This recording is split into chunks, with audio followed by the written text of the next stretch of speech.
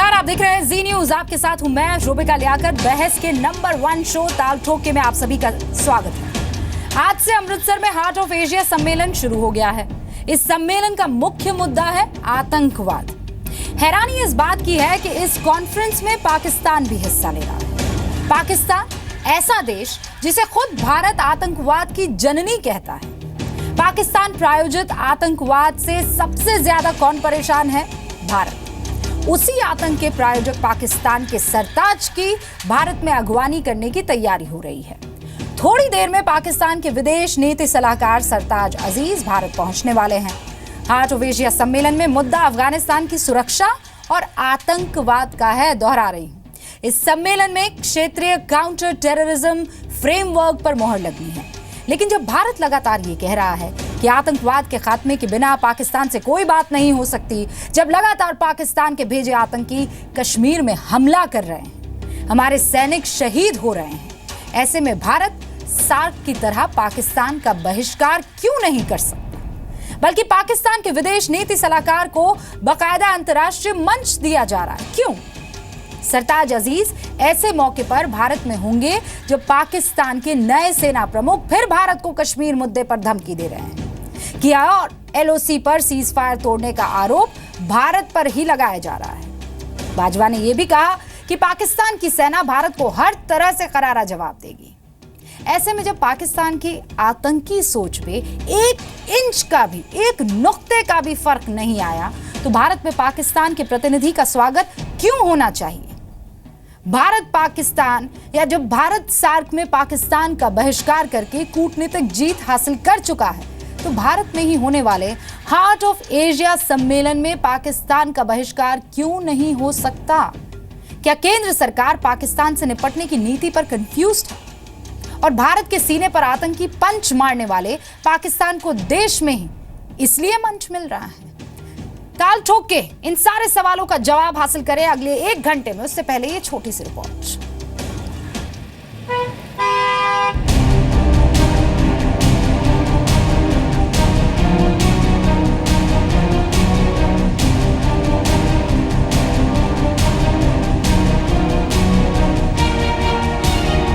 Infiltration पहले से ज्यादा हुआ है और सरताज अजीज तो उन लोगों के सरदार हैं जो लोग इस तरह की एक्टिविटीज को प्रमोट करते हैं। 2014 से पहले नरेंद्र मोदी जी खुद यूपीए 1 के प्रधानमंत्री पर आरोप लगाते थे पॉलिसी पैरालिसिस का। तो लकवा तो हमारी पाकिस्तान की जो नीति है, पॉलिसी है, उसको मार गया है। इसको बोलते हैं लकवा मार विदेश नीति। ताल ठोक के आज का पहला सवाल, आतंक के अजीज की भारत क्यों उतारे आरती?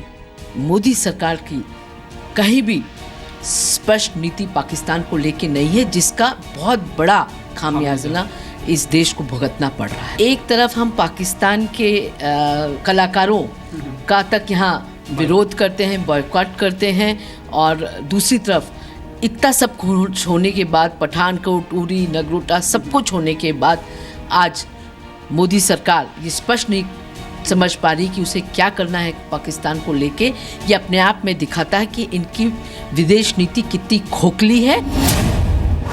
ताल ठोक के आज का दूसरा सवाल, नवाज के आतंकी ले जान, हम क्यों बनाए पाकिस्तान को मेहमान? जैसे वो हार्ट ऑफ एशिया है और हार्ट ऑफ जो आतंकवाद है वो पाकिस्तान है, तो ऐसे लोगों को अगर आपने आइसोलेट करना है और आप इनको एक फोरम में लाकर वहाँ आइसोलेट करें तो अच्छा होगा। आपको 14 देशों की सपोर्ट होगी, क्योंकि सभी लोग परेशान हैं आतंकवाद से, सब परेशान है, दुनिया परेशान है। गलत है। हम तो कह रहे हैं कि जिस दिन नगरोटा हुआ या उससे पहले पाकिस्तान के किसी भी एक वीआईपी को हिंदुस्तान में आने की कोई इजाजत नहीं होनी चाहिए। ताल ठोक के आज का तीसरा सवाल, क्या भारत अमृतसर में गंवा रहा है पाकिस्तान पर सार्क की कूटनीतिक जीत? मैं समझता हूं कि सार्क से ज्यादा जरूरी था इस पर्टिकुलर हार्ट ऑफ एशिया में उनका बायकॉट करना, क्योंकि ये अफगानिस्तान का मुद्दा है जहां पे बड़ी सेंसिटिव बातें हो रही हैं और हमको हमारा इंटरेस्ट बहुत ज़्यादा है अफगानिस्तान में। इसलिए हमें अगर उनको बाइकआउट करना ही था तो इसमें ज़्यादा जरूरी था बनस्पत सार्क। पाकिस्तान के साथ बातचीत का कोई मतलब नहीं बनता। पाकिस्तान के साथ अगर बातचीत होगी भविष्य में कभी, तो पाकिस्तान ऑक्युपाई कश्मीर पर होगी, बलूचिस्तान पर होगी। बातचीत का कोई औचित्य ही नहीं है जब तक आतंकवाद को पाकिस्तान समाप्त नहीं करता, अपनी ज़मीन से आतंकवादियों को पनाह देना नहीं बंद कर सकता, तब से बातचीत का कोई औचित्य है नहीं, मतलब ही नहीं बनता। ताल ठोक के आज का चौथा सवाल, क्या पाकिस्तान से निपटने में कंफ्यूज है सरकार? अखिलेश प्रताप सिंह साहब प्रवक्ता है कांग्रेस के, उत्तर प्रदेश में देवरिया की रुद्रपुर से कांग्रेस के विधायक है। स्वागत है सर आपका।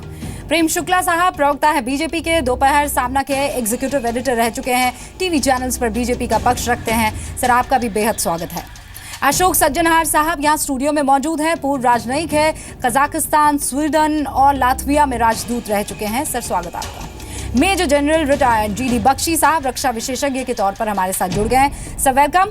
और राहुल सिन्हा मेरे सहयोगी अमृतसर से, जहां हार्ट ऑफ एशिया अब से कुछ ही देर में शुरू होने वाला है, मौजूद है। सबसे पहले राहुल आप ही का रुख करने वाली हूँ, क्या इन्फॉर्मेशन आ रही है, क्या सरताज अजीज आज ही पहुंचने वाले हैं भारत? देखिए अभी जो इन्फॉर्मेशन मिल रही है उसके हिसाब से सरताज अजीज 7 बजे भारत पहुंचेंगे। हालांकि उनका प्रोग्राम कल आने का था। इसके बाद में यहाँ पर एक साडा पिंड एक जगह है जहाँ पर एमईए की तरफ से एक डिनर होस्ट किया गया है, जिसमें सारे डेलीगेट्स वहाँ पर जाएंगे। अभी फिलहाल सारे जितने भी मेंबर्स हैं उनका डेलीगेशन स्वर्ण मंदिर में है, और इससे पहले जलियांवाला बाग में ये लोग गए थे, घूमे थे, लगभग आधे पौन घंटे तक वहाँ पर घूमते रहे। तो ये थोड़ा सा बदलाव ज़रूर हुआ इस कार्यक्रम में। हालांकि अभी तक विदेश मंत्रालय की तरफ से कहा जा रहा है कि जो डिनर किया जा रहा है उसमें प्रधानमंत्री मौजूद नहीं रहेंगे। ठीक है राहुल, आती हूँ आपके पास। तो कुल मिलाकर आज डिनर होने वाला है, हालांकि प्रधानमंत्री नरेंद्र मोदी वहां पर मौजूद नहीं रहने वाले हैं।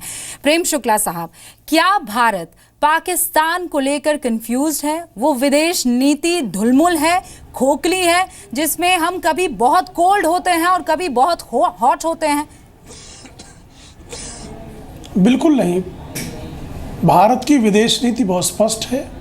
पाकिस्तान के संदर्भ में पहली बार इतनी स्पष्ट नीति का अवलंबन हो रहा है कि हम आतंकवाद के मुद्दे पर जब तक पाकिस्तान हमारी जो आशंकाएं हैं उनका समाधान नहीं करता है, जब तक प्रायोजन करना बंद नहीं करता, प्रशिक्षण देना नहीं बंद करता, तब तक हम उससे किसी प्रकार की द्विपक्षीय वार्ता नहीं करेंगे। सार्क सम्मेलन में उसको किस तरह हॉस्टाइल किया आपने देखा। हार्ट ऑफ एशिया में जब निमंत्रण दिया गया उसमें आदरणीय अशरफ गाली जी ने बहुत अच्छी बात कहा इस्लामी आतंकवाद जिस तरह से पाकिस्तान से प्रायोजित हो रहा है वो इस्लाम की सभ्यता का अपहरण किया जा रहा है। और हार्ट ऑफ एशिया में चूँकि अफगानिस्तान के विकास में हमारी बहुत बड़ी सहभागिता है और अफगानिस्तान में भारत की सहभागिता ना हो इसके लिए पाकिस्तान लगातार प्रयत्नशील रहा है। अफपाक नीतियों में भारत की कोई हिस्सेदारी नहीं हो, ये आपको याद होगा डॉक्टर मनमोहन सिंह जी के कार्यकाल में भी उन्होंने बिल्कुल हमारी सहभागिता को सुनिश्चित करने नहीं दिया गया। अफपाक नीति में आपको याद होगा कि होलब्रुक जो थे, जो उस समय अफपाक नीति के प्रमुख थे, उन्होंने जो है भारत की भूमिका को ही समाप्त कर दिया था। हार्ट ऑफ एशिया का कॉन्फ्रेंस अमृतसर में होना भारत की अफगानिस्तान में हमारी सहभागिता को सुनिश्चित करता है। और अफगानिस्तान जिस तरह से विक्टिमाइज, जिस तरह पाकिस्तान प्रायोजित आतंकवाद से हिंदुस्तान परेशान, उसी तरह से पाकिस्तान प्रायोजित आतंकवाद सबसे बड़ा अफगानिस्तान के पुनर्विकास में बाधा है। तो उस बाधा को रेखांकित करना और पाकिस्तान को चेतावनी देना, पाकिस्तान को चेतावनी देना, वही अलग थलग करने का वही तरीका है ना कि आतंकवाद का जो गृह केंद्र है उस केंद्र को उसको बुलाकर उसके समक्ष उसकी अनीतियों को उजागर करना और उसे सुधरने के लिए वैश्विक समुदाय के समक्ष चेतावनी देना। इससे तो निश्चित तौर पर अंतर्राष्ट्रीय तौर पर जो है पाकिस्तान की भूमिका जो है वो एक्सपोज होती है। आप उसको जब लाते मुख्य भूमिका में, जब शर्म अल शेख जाता है हमारा प्रधानमंत्री यूपीए के कार्यकाल में और बलूचिस्तान में अपनी भूमिका को लेकर शर्मसार हो जाता है, तब आप पाकिस्तान को बहुत ताकत देते हैं। पाकिस्तान को जब पाकिस्तानी कलाकारों को लेकर डिबेट हो रही थी तब आपने ये कहा था कि एक भी कलाकार इस तरीके से काम नहीं करना चाहिए क्योंकि पाकिस्तान को जवाब देना आज की तारीख में जरूरी है। पाकिस्तान के, लेकिन आप कह रहे हैं कि देश चलाने वाला आ सकता है। नहीं देखिए, एक उनके नहीं, उनके विदेश नीति के सलाहकार को उनकी जो कुकृत्य हैं उनको अंतर्राष्ट्रीय समुदाय के समक्ष बेनकाब करना, चेतावनी देना और उनके कलाकार को मतलब कलाकार ना आए लेकिन आतंक का सत्ता जा सकता है। देखिए आप रूबिका जी न्यूज जो है, जी जिंदगी, जब आप अच्छी वार्ता करते हैं तो उस समय चाहता है कि आप जो है शांति हो, लेकिन जब नहीं सुधरता पाकिस्तान तो यही जी न्यूज के मालिक आदरणीय सुभाष चंद्रा जी क्यों बंद कर देते हैं उनको? जब जानते हैं कि आप सुधरने वाले नहीं हो तो उनके कलाकारों को प्रतिबंधित किया जाता है। इसके लिए आप ये नहीं कह सकते कि सुभाष जी आपने पहले क्यों बुलाया था, आज क्यों प्रतिबंधित कर रहे हो। तो उसी तरह की नीति है। 4 दिन नहीं हुए नगरोटा को क्या बात कर रहे हैं आप? भूल गए? 77 सैनिक भूल गए सर? हमारी आशंकाएं वही है। देखिए हम पाकिस्तान से द्विपक्षीय वार्ता नहीं कर रहे हैं ना, हम पाकिस्तान जब तक आतंकवाद पर हमारी आशंकाओं का समाधान नहीं करता आप मंच तो दे रहे हैं, वार्ता नहीं होगी। उल्टे वो अफगानिस्तान नहीं, बिल्कुल नहीं, अफगानिस्तान में जो है उसके कुकृत्यों को एक्सपोज करने का मंच, उसको अपमानित करने का मंच, उसको सुधरने का संकेत देने का मंच है वो। अखिलेश प्रताप सिंह जो है उसके आतंकवादी गतिविधियों को जो है उसको जो है संवैधानिकता देने का मंच नहीं है। अखिलेश प्रताप सिंह। रूबिका, ये हमारे भाजपा के लोग कहना नहीं चाहिए, इतनी बेशर्मी से बात रखते हैं। मैं याद दिला रहा हूं, मैं अगर बेशर्मी शब्द का यूज कर रहा हूं तो मैं उसका उदाहरण दूंगा।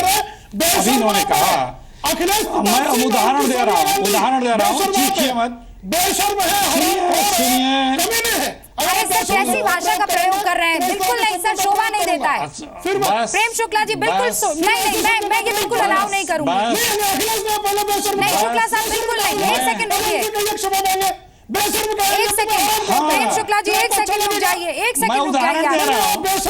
ये डिबेट है सर, आप क्या कर रहे हैं? आप इतनी सीरियस, इतनी संजीदगी के साथ इस डिबेट को आगे बढ़ाने की कोशिश करें। अखिलेश जी प्लीज, आप भी प्लीज। मैं उदाहरण दे रहा हूं। 1 सेकंड रुक जाइए सर, आप दोनों इतने ज़हीन लोग हैं। मैं उदाहरण दे रहा हूं, डिबेट कर रहे हैं मैं उदाहरण दे रहा हूं।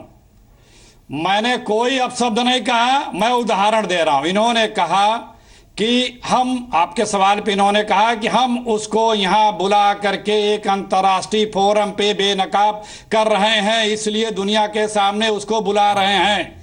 ये वर्ड इन्होंने बोला।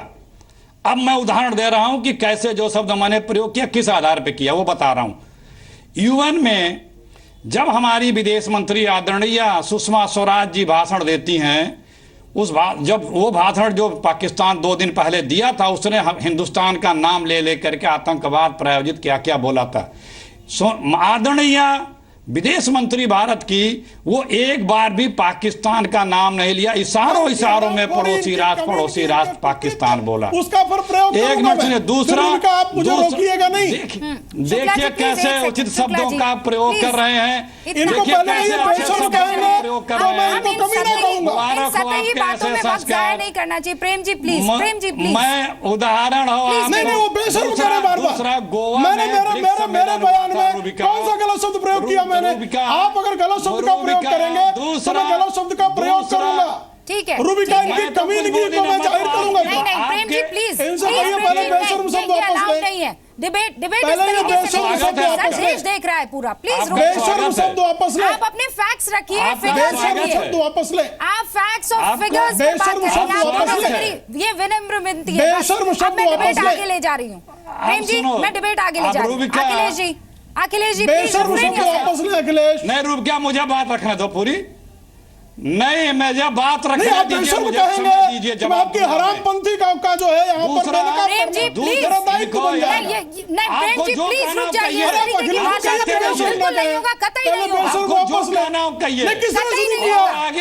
आप जिन शब्दों का इस्तेमाल कर रहे हैं जमीन आसमान अच्छा शब्द है। बेशर्म श्रृंगार है मेरे लिए। बस अब 1 सेकंड रुक जाइए आप अखिलेश जी। मैं अब सुनिए रूबिका, दूसरा उदाहरण ये है, उनका पहला शब्द बेशर्म शुरू होता है, ये श्रृंगार वाला शब्द है। उसमें भी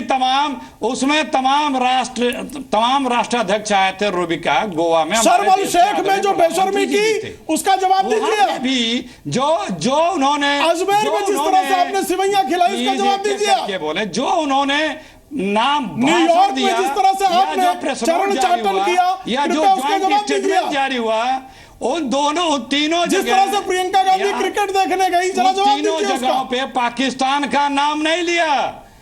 सुन लो भैया, आप इतने संस्कारी हैं, इतने आदरणीय हैं, प्रिय हैं, इतने अच्छे शब्दों का प्रयोग कर रहे हैं, आप अपने पार्टी और जब आप तर्क नहीं देते हैं तब मुझे जो है जो आपकी तरह नीचे उतरना पड़ता है। बधाई दे रहे हैं, ये हम लोगों का दुर्भाग्य है, हम लोगों का दुर्भाग्य है कि आप जैसे आप शब्दों के प्रयोग करने वाले व्यक्ति से बहस करनी पड़ती है, वरना हमारी भी जुबान खराब होती है।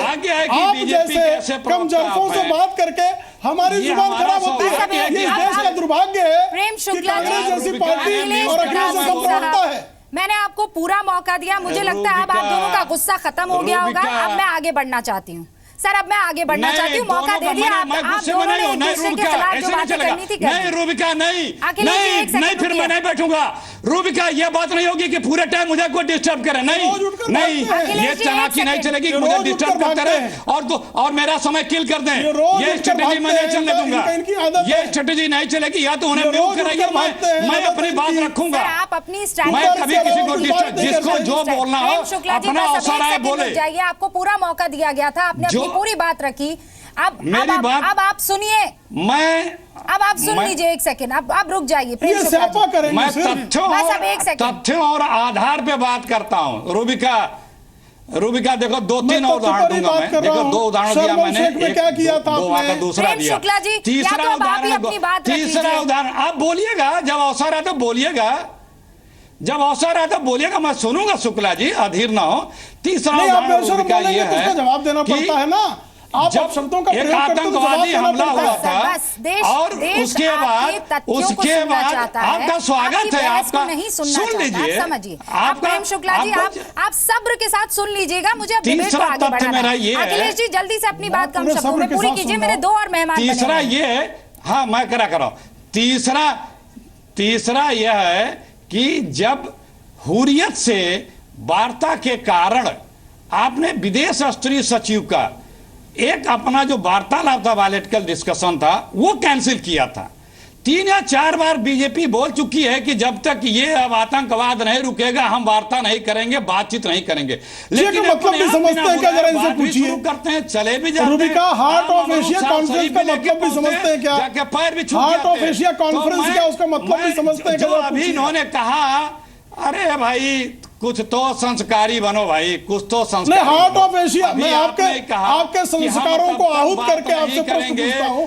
हार्ट ऑफ एशिया का मतलब भी समझते हैं क्या? कि वो पाकिस्तान, बात ये है, सच्ची बात ये है कि चाहे कांग्रेस रही हो सेंटर में, चाहे बीजेपी रही हो सेंटर में, विदेश नीति नहीं बदली। और इस बात को आगे अशोक सज्जनर साहब जो राजनीतिक रह चुके हैं और विदेश नीति को बहुत अच्छे से जानते हैं, like the back of the hand. एक सेकंड अखिलेश जी, आप एक सेकंड। अखिलेश जी एक सेकंड, गलत बोल रही हैं। एक सेकंड अशोक जी, विदेश नीति बदलती नहीं है, सरकारें बदल जाती है। ये हार्ट ऑफ एशिया में सरताज अजीज को मंच देना इस बात को एक बार फिर से सामने रखता है। देखिए, मैं इसमें 2 चीजें कहना चाहूंगा, जो मैंने दोनों सुन लिया है। जो भारतीय जनता पार्टी के और कांग्रेस के जो नेता है उन्होंने बात की है।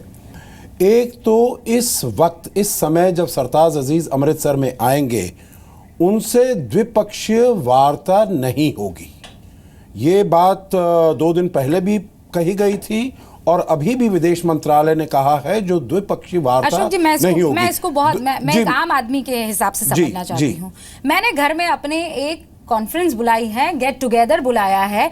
मेरी आपसे किसी तरह की कोई बातचीत नहीं है, क्योंकि बार बार आप मुझे आहत करते हैं।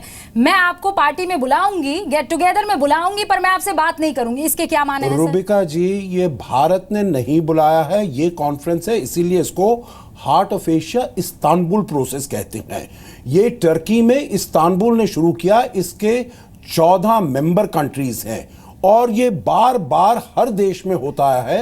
पिछले साल आपको याद होगा 9 दिसंबर को ये इस्लामाबाद में हुआ था, पाकिस्तान में हुआ था, जिसमें सुषमा जी गई थी वहां पर। ठीक है, तो ये हम अफगानिस्तान को मना नहीं सकते थे कि आप इनको ना बुलाएं।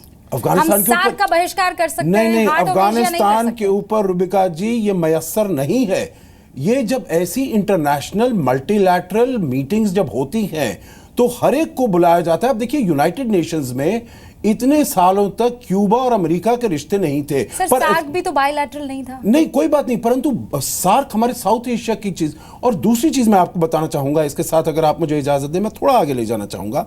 अगर हम पाकिस्तान से कहते जो आप मत आइए एज अ होस्ट, हालांकि हमारे पास ये अधिकार नहीं है because it's a multilateral organisation, उसमें हम नहीं उनको मना कर सकते हैं। मैं आपको जो उदाहरण दे रहा था, जो न्यूयॉर्क में संयुक्त राष्ट्र संघ है, क्यूबा और अमेरिका के संबंध नहीं है, पर क्यूबा के राष्ट्रपति वहां पर हमेशा जाएंगे, ईरान के राष्ट्रपति वहां पर हमेशा जाएंगे और अपनी बात कहेंगे। तो इसका मतलब ये नहीं है जो वो उनकी बहुत खातिरदारी करने। तो सर इसका मतलब क्या है कि अलग थलग करेंगे? एक चीज और, उनको बुलाएंगे, मंच देंगे, डिनर करवाएंगे, उनकी आरती उतारेंगे, लेकिन कोई आरती नहीं, कोई आरती नहीं उतारी। दूसरी चीज मैं आपको बताऊं, तथ्य के उसमें जो बहुत ही उससे स्ट्रैटेजी के हिसाब से, अगर हम सरताज अजीज को कहते, अगर हम पाकिस्तान को कहते जो आप मत आइए, जो सारा फोकस था बातचीत का, मीटिंग का, वो फिर से भारत और पाकिस्तान के संबंधों के ऊपर आ जाता। और हमें जो अब देखना है, जो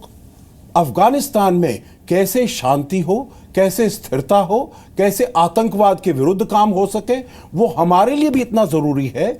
और अभी जब बातचीत हुई है, जब वहां के राष्ट्रपति घनी यहां पर आए थे, भारत और अफगानिस्तान दोनों ये सोचते हैं जो आतंकवाद को जो बढ़ावा दे रहा अफगानिस्तान में और हमारे यहाँ, दोनों पाकिस्तान है, हो जाएगा नहीं, उसके ऊपर प्रेशर, दबाव बढ़ेगा, ये दबाव बन जाएगा, आपको लगता है? देखिए, हमने तो साम दाम दंड भेद हर चीज तो ट्राई कर ली है। रूबिका, जो हमें मौका मिलता है दबाव डालने के लिए, चाहे वो ब्रिक्स में मिला, चाहे वो बिम्स्टेक वाले में मिला गोवा में, चाहे G20 में मिला, चाहे UN में मिला, चाहे लाओस में मिला जब वो हुआ, तो जहां पर मौका मिलेगा हम उसके ऊपर अंतर्राष्ट्रीय मंच पर, अंतर्राष्ट्रीय सम्मेलन में उसके ऊपर दबाव डालेंगे और वहां पर वो देखेंगे। सर मैं ये जब आंकड़ा पढ़ रही थी सर, मैं मेरे हाथ सच में, मैं लिटरली कह रही हूँ, कांप रहे थे कि 2016 में अब तक जम्मू कश्मीर में 77 सुरक्षा कर्मी शहीद हो गए हैं।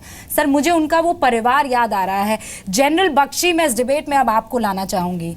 सरताज अजीज मुस्कुरा रहा होगा, फोटो अपॉर्चुनिटी में हाथ मिलाते हुए वो मुस्कुराहट क्या उन तमाम शहीदों के परिवार वालों पर चुपती हुई नहीं नजर आएगी आज की तारीख में? और वो भी कहा, इस देश की जमीन पर, सरजमी पर, अमृतसर में।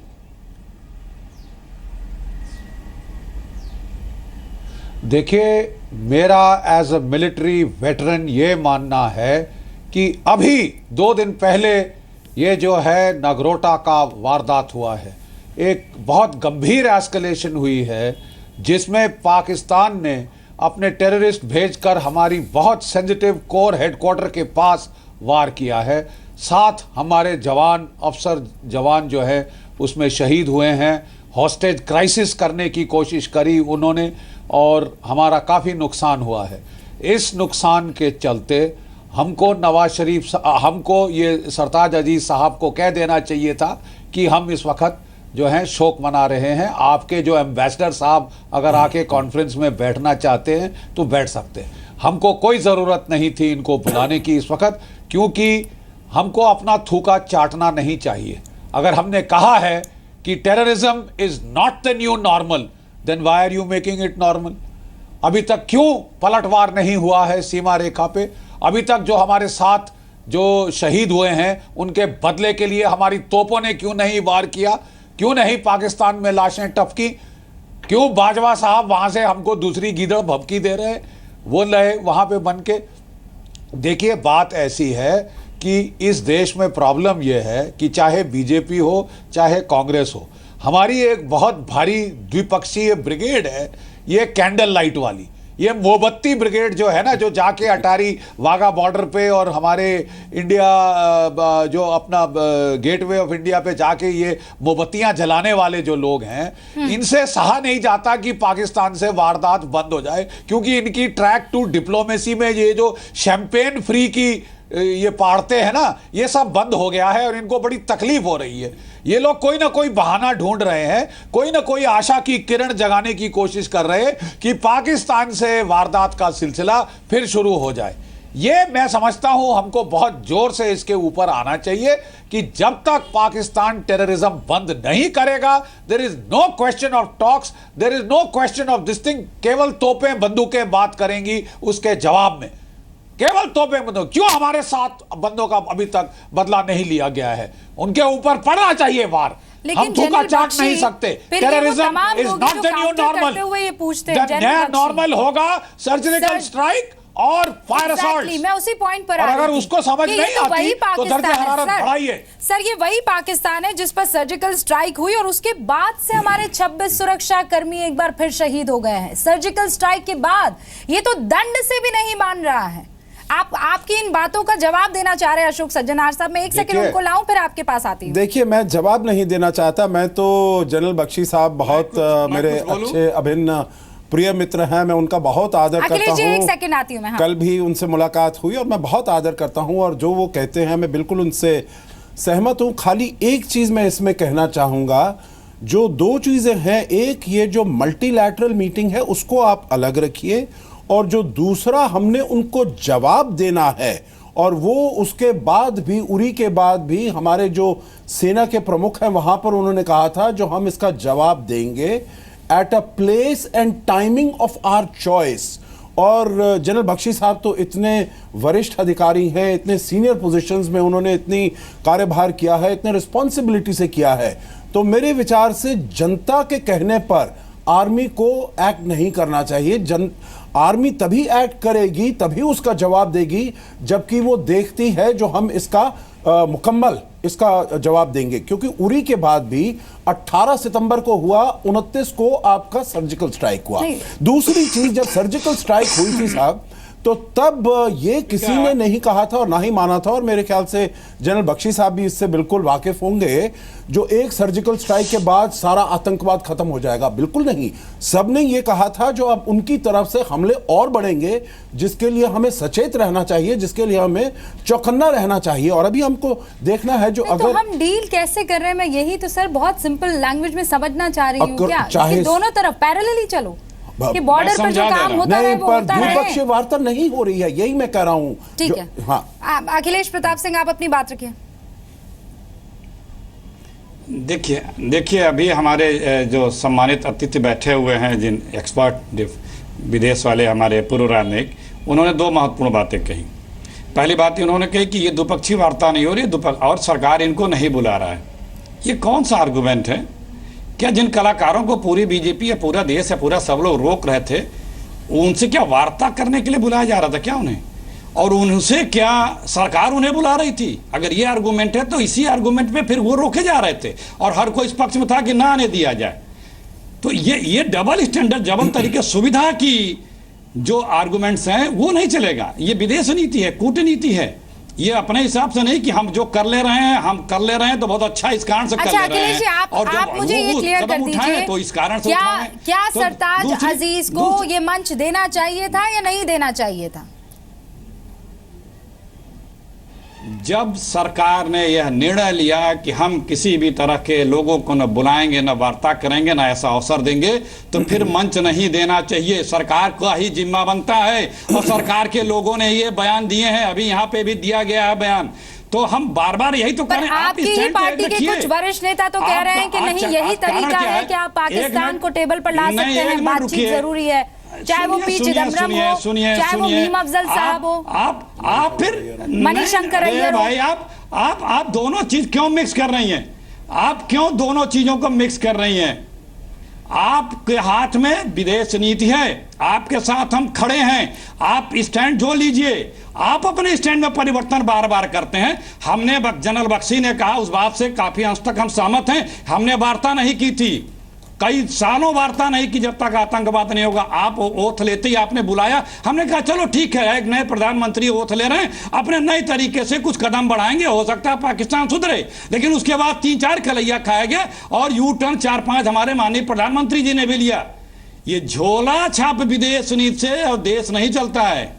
झोला छाप विदेश नीति इसको बोलते हैं। तो आपको फर्म स्टैंड लेना पड़ेगा के हिसाब से मंच देना चाहिए था ना। मुझे बस इस सवाल का जवाब दे दीजिए, बाकी आपके सवाल मैं पूछ लूंगी। हमारे पास बीजेपी रिप्रेजेंटेटिव है। सुनिए भाई, मंच देना चाहिए था सर कि नहीं देना चाहिए था? मैंने अखिलेश जी? कहा कि जब सरकार ये निर्णय ले चुकी है हमको नहीं मंच देंगे तो फिर क्यों देना चाहिए?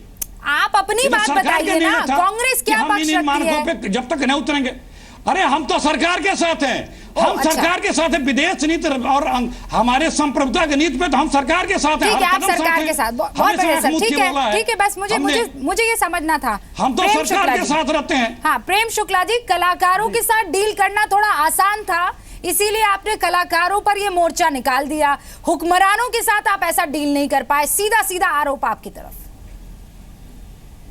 देखिए, झोला छाप विदेश नीति कहने वाले जो बोरा छाप लोग हैं, उनसे मेरा पहले मैंने कहा हार्ट ऑफ एशिया कॉन्फ्रेंस क्या है, मुझे पूरा विश्वास है अखिलेश प्रताप सिंह को ज्ञात ही नहीं है।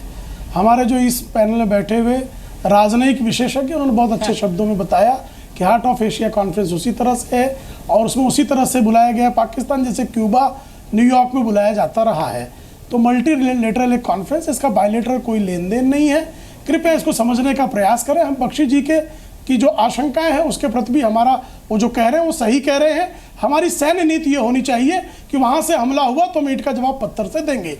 हमारी राजनीतिक नीति यही है कि हम उनकी घेराबंदी अंतर्राष्ट्रीय मंच पर करें और हार्ट ऑफ एशिया में उनकी अंतर्राष्ट्रीय घेराबंदी का एक अवसर है, उसका सदुपयोग सरकार कर रही है। कृपया उसको जो है एकदम से प्राइमरी के छात्र की तरह, जो अखिलेश प्रताप सिंह भी मणिशंकर अय्यर से बात करेंगे, मणिशंकर अय्यर इनको डांटेंगे। मणिशंकर अय्यर तो कहते हैं पाकिस्तान में जाकर कि आप जो है किसी तरह से मदद करो, मोदी जी वहां से जाएं। ये मणिशंकर अय्यर को पार्टी से निकाल दें, पी चिदम्बरम को पार्टी से निकाल दें। दिग्विजय सिंह जो कहते हैं कि आप जो है युद्धोन्माद फैला रहे हैं, जरा कार्रवाई कर दें।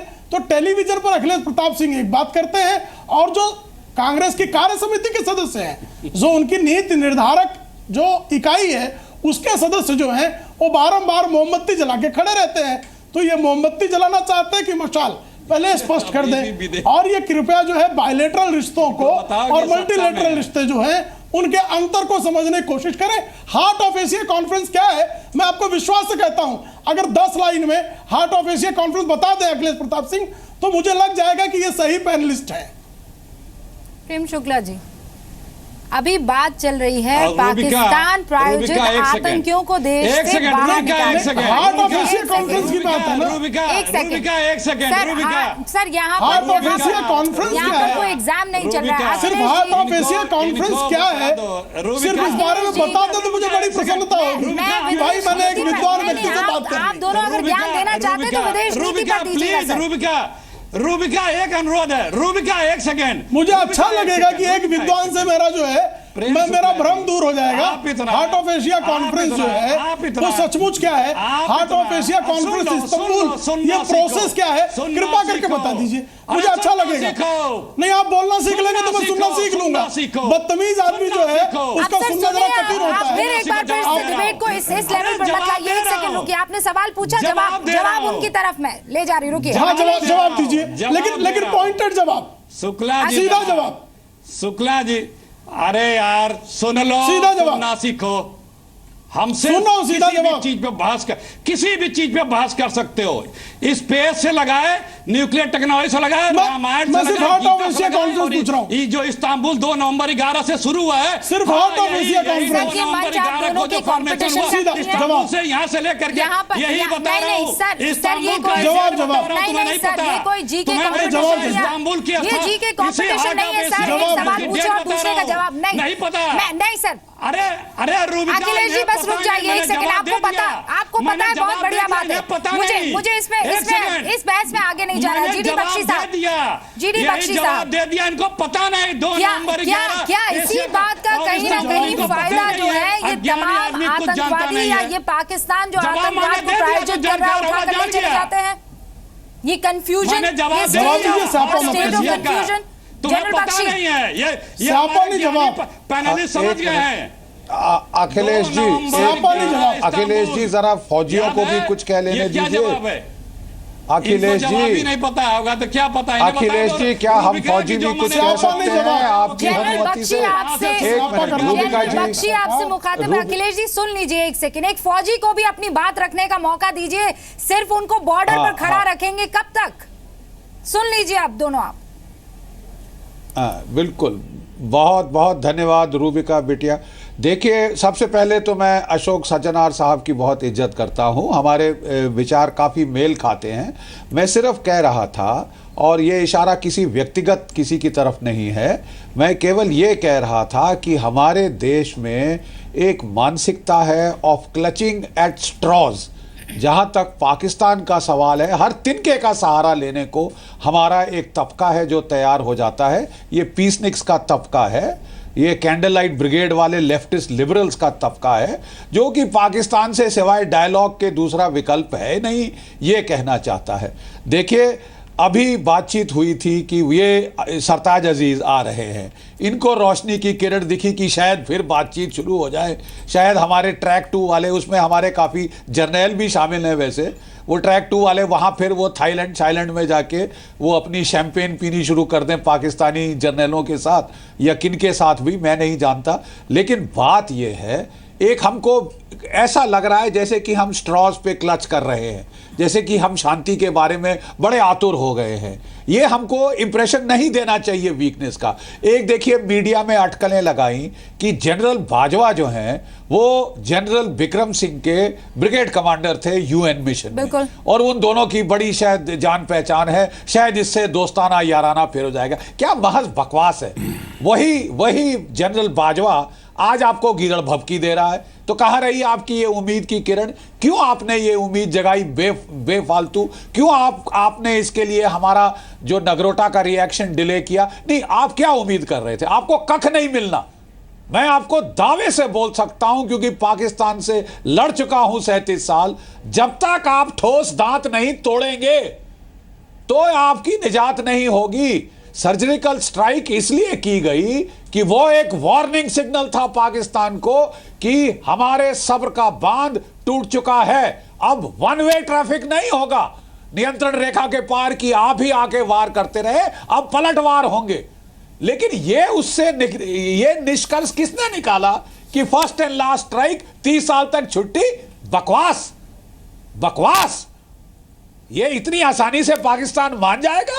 हम लोगों ने, फौजियों ने झक मारी है इतने साल। मैं ब्रेक लेना चाहती हूँ। पाकिस्तान के लिए दर्जे हरारत बढ़ानी होगी, तकलीफ बढ़ानी होगी, जब तक वो उफ नहीं करता कि पाक लगातार मारे आतंकी पंच और हम यहाँ सरताज अजीज को दे अमृतसर में मंच। क्यों ऐसा, और क्या मजबूरियां हैं जिसके तहत हमें अफगानिस्तान पर दबाव बनाने में वो कामयाबी नहीं मिली? इसी को समझने की कोशिश भी नीति के हिसाब से